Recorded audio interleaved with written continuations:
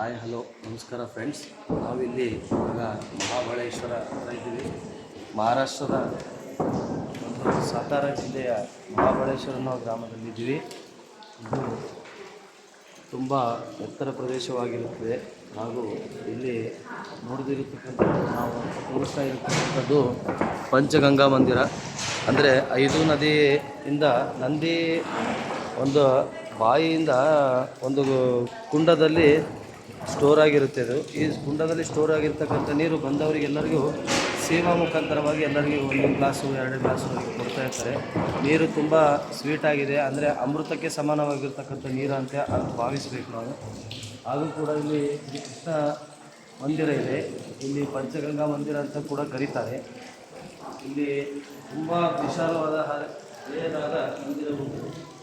ಇಲ್ಲಿ ಹಾಗೆ 5 ನದಿಗಳಿಂದ ಅಂದರೆ ಕೃಷ್ಣ ದೇವಾಲಯ ಇದೆ. ದೇವಾಲಯದಿಂದ ಒಂದು ಪಂಚಗಂಗಾ ನದಿಯ ಮುಖಾಂತರ ಕೆಳಗಡೆ ಒಂದು ಸ್ಟೋರೇಜಿಂದ ಈ ಥರ 5 ನದಿಯಿಂದ ಇಲ್ಲಿ ಸ್ಟೋರೇಜ್ ಆಗುತ್ತೆ. ಒಂದೇ ಕಡೆಗೆ ಬರೋ ಹಾಗೆ ಒಂದು ವ್ಯವಸ್ಥೆ ಮಾಡಲಾಗಿದೆ.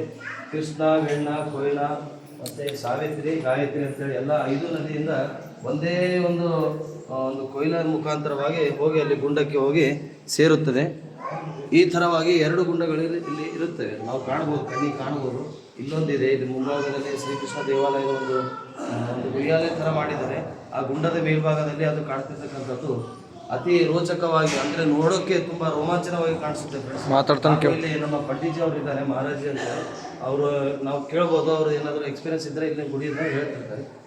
आपके बारे में जो क्या है एक 5 नदी का उगम स्थान कृष्णा, वेन्ना, कोयना, सावित्री, गायत्री, टोटल 7 नदी. 2 नदी को भागीरथी और सरस्वती. ये भागीरथी नदी ये इधर 12 साल में और जो सरस्वती है वो 60 साल में 60 ईयर्स. जो आप जो डेली टाइमिंग पूजा कितना बार करते हैं आप? इधर 2 बार करते हैं. तो कुंड जो है बहुत पुराना है. हाँ, पुराना ही सब है. 4500 साल पुराना मंदिर है. अच्छा. आपका शुभ नाम सर? विनायक. Thank you. ನೋಡಿ ಫ್ರೆಂಡ್ಸ್, ಇಲ್ಲೆಲ್ಲ ಮಹಾರಾಜರು ಅತಿ ಒಂದು ಸರಳವಾಗಿ ಎಲ್ಲರಿಗೂ ತಿಳಿಯುವ ಹಾಗೆ ಎಲ್ಲ ತಿಳಿಸ್ಕೊಟ್ಟಿದ್ದಾರೆ. ಹಾಗೂ ಇಲ್ಲಿ ಯಾರಾದರೂ ಬಂದರೆ, ನಮ್ಮ ಉತ್ತರ ಕರ್ನಾಟಕ ಭಾಗದವರು ಬಂದರೂ ಕೂಡ ಇಲ್ಲಿ ಇರಲಿಕ್ಕೆ ವ್ಯವಸ್ಥೆ ಕೂಡ ಇದೆ. ಹಾಗೂ ಗುಡ್ಡಗಾಡುಗಳಂದರೆ ತುಂಬ ಕಡೆಯಿಂದ ಇಲ್ಲಿ ರಸ್ತೆಗಳು ಉಂಟು. ನಾವು ಈಗ ಮುಖಾಂತರ ಪುಣೆಯಿಂದ ಬಂದರೆ ಕೂಡ ಹತ್ತಿರ ಆಗುತ್ತೆ. ಸಾತಾರದಿಂದ ತುಂಬಾ ಹತ್ತಿರ ಇದೆ. ಹಾಗಾಗಿ ನಾವು ಮೇಲ್ಗಡೆ ಗುಡ್ಡದಿಂದ ಮೇಲೆ ಬಂದರೆ ನಿಮಗೆ ಇರಲಿಕ್ಕೆ ಮಾಡಲಿಕ್ಕೆ ಅಲ್ಲಾದರೆ ತುಂಬ ಸ್ವಲ್ಪ ಕಾಸ್ಟ್ಲಿ ಇದೆ.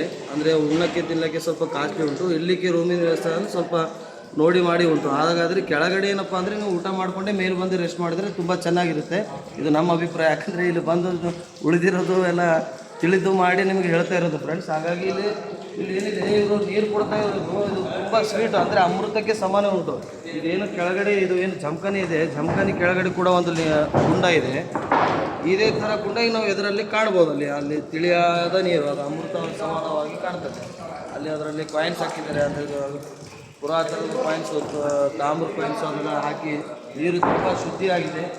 ಹೀಗಾಗಿ ಇಲ್ಲಿ ಮಹಾಬಳೇಶ್ವರ ದೇವಸ್ಥಾನದ ಮೇಲ್ಭಾಗ ಅಂದರೆ ಸುಮಾರು ಒಂದು 500ರಿಂದ 600 ಮೀಟರ್ ಅಷ್ಟೇ ಅಂತರದಲ್ಲಿದೆ.